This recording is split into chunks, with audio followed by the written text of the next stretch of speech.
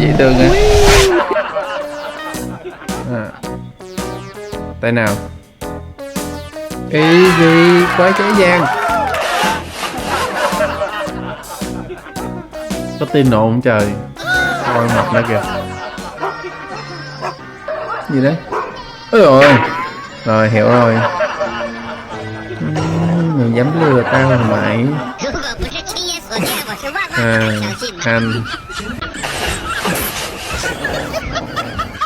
đâu có cái gì đâu.